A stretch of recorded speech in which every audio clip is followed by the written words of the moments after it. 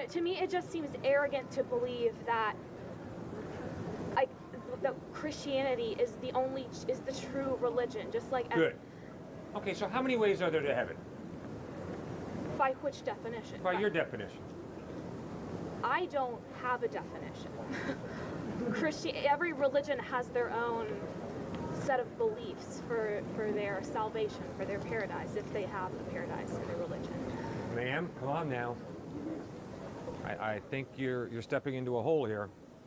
You stepped forward and said, I think it's incredibly arrogant for Christians to say that there's only one way. That's what Jesus claimed. Okay, I've heard you. I respect your position. You're making a truth claim. It's arrogant, it's narrow-minded for Jesus to claim that he's the way to heaven. Okay, so now tell me what's humble. Perhaps I should rephrase this and say, is it actually loving to exclude others because they have the same convictions as you do, but for a different religion? Because you think you're right, presumably, otherwise we all would be here right now. I think Jesus Christ is right, not me. I think you'd be a fool to put your faith in me. I think you'd be very wise to put your faith in Christ. Well, and as much as you believe that, others have that same level of belief in a different faith and probably have as much of an intellectual credibility as you do. More intellectual credibility than me. They're smarter than me. And so, and would you say they're wrong in believing what they do? Because as I said, I'm sure they have just as much background and as many arguments as you do. So are they wrong for believing differently? Okay. Before I answer you, I want to thank you. I love the way you think, and I love these questions, so thank you very much. Ma'am, if I tell you that 2 + 2 = 4 and not 3 or 5, is that arrogant of me? I wouldn't say so. Okay, good. When I say that 2 + 2 = 4, not 3 and not 5, and when I tell you that if you think 2 + 2 = 6, you're wrong, that is not necessarily arrogant of me.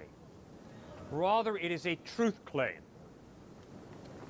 The reason I asked you the question, how many ways are there to heaven, from your perspective, is because you're getting really upset with Jesus for saying, I am the way to heaven. I'm not getting upset with Jesus. I'm asking you, do you think, why should others be excluded from a paradise just because they believe in something different, as much as you do?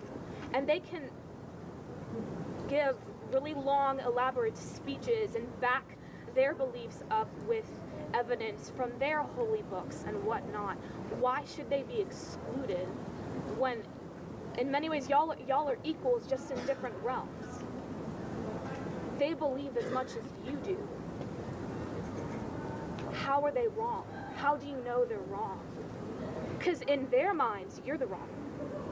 For the same. How do they know? How do you know that someone who says 2 + 2 = 5 is wrong?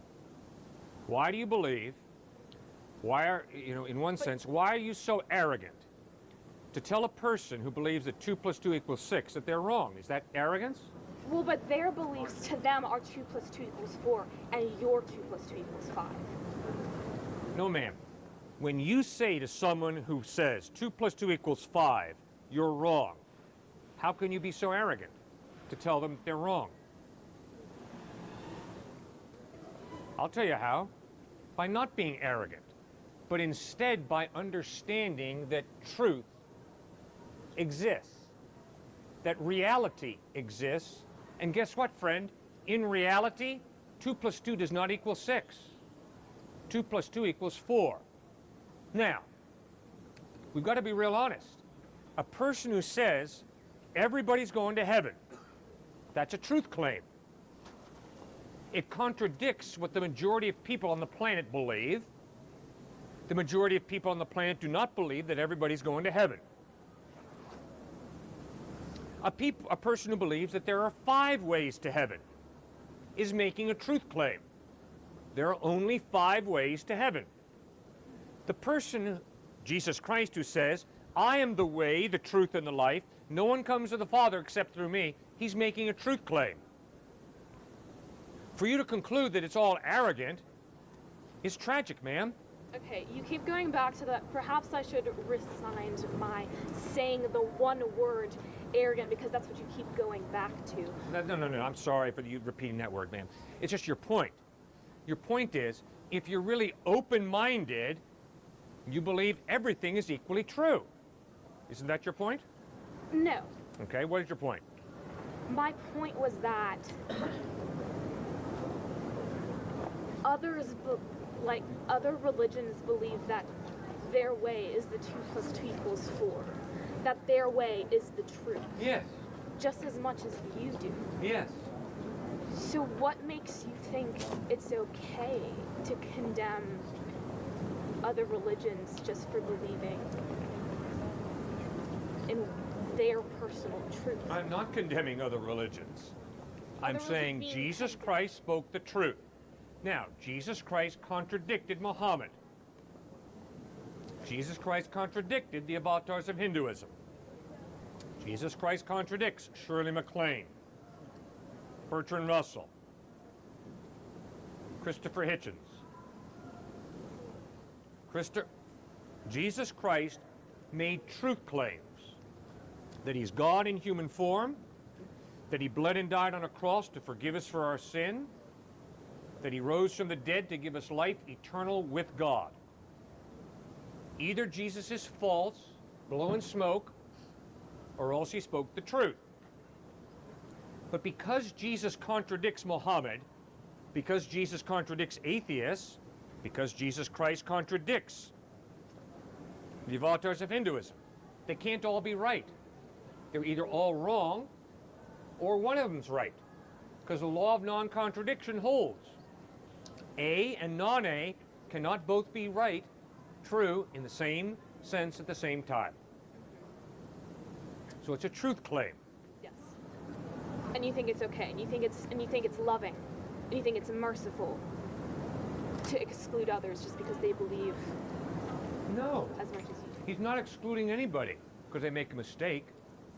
I told you, ma'am, the only reason people go to hell is because they've chosen to do evil, to destroy others, to destroy themselves, and secondly, because they've chosen to live their life separate from God.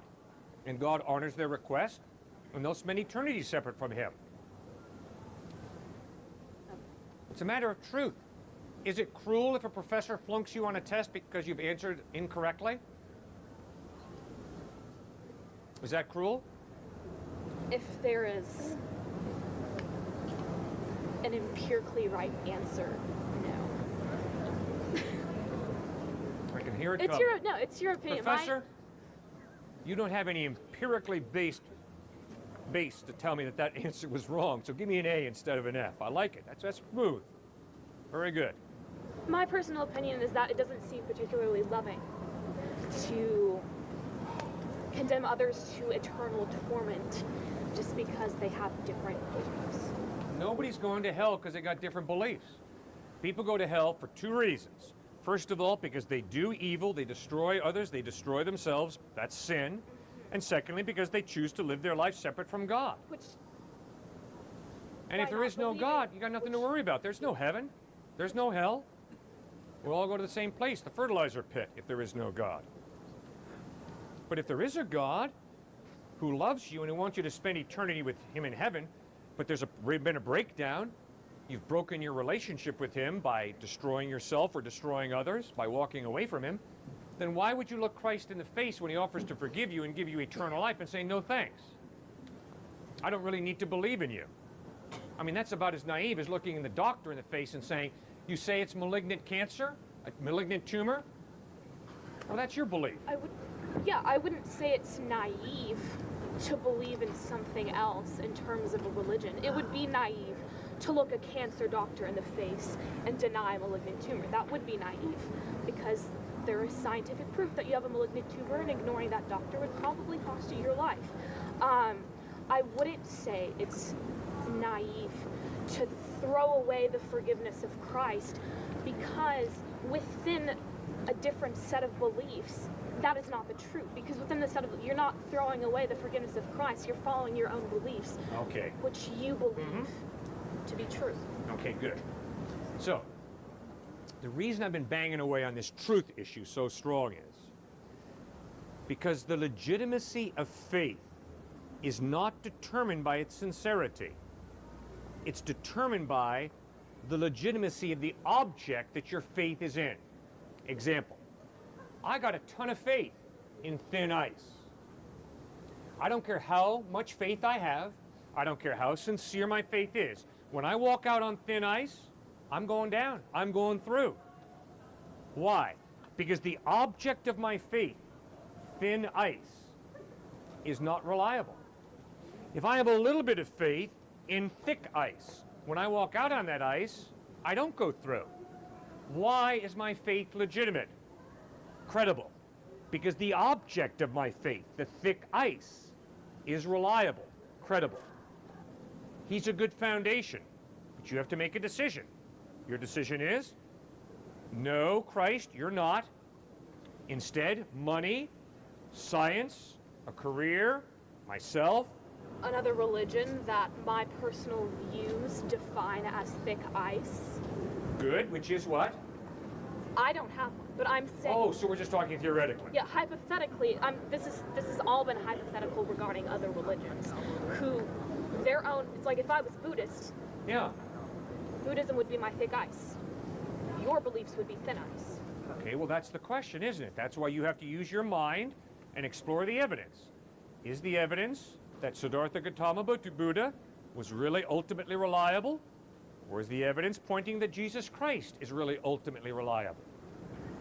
I'm not here to argue which religion is true. My original first overarching question was, is it really reflective of a loving God to not forgive just because they believe in a different thick ice? Is that loving? Is that forgiving? Is that merciful? And I've answered you, that is not the issue. I've told you very, very clearly, the issue is because we've done evil, because we've destroyed, and secondly, because we do not want to live together with God. Those are the only two reasons we go to hell. Not because we get confused, not because we make a mistake. No one's going to hell because of lack of knowledge, because they're not smart. No one's going to hell because I never said that. a lack of information. It's simply an issue of, I have done evil, and I've walked away from God. That's why I deserve hell. But Christ comes lovingly, calling me back to himself, back to God. And if I say, no, I'm checking out, then I will suffer the consequences of the wrong that I've done and bear the responsibility of walking away from God by exercising my free will in saying, stay away. I asked a yes or no question, but it's okay. And you know by now that I don't give yes or no answers. That's fair. That's okay. Ma'am, there is no way that you can ask that type of complex question, which I respect highly, and expect a yes or no answer. That's impossible. That's fair. All right. I mean, if you want to ask me if I like beans or broccoli, I can tell you in one word which ones I like more, but you can't ask that type of deep question, and I respect your asking it, and expect a yes or no. I can't do that. I'm sorry. Okay. Does anybody else want to talk? I don't want to talk for 35 minutes. Okay. Thank you. Thank you, ma'am, for raising those issues.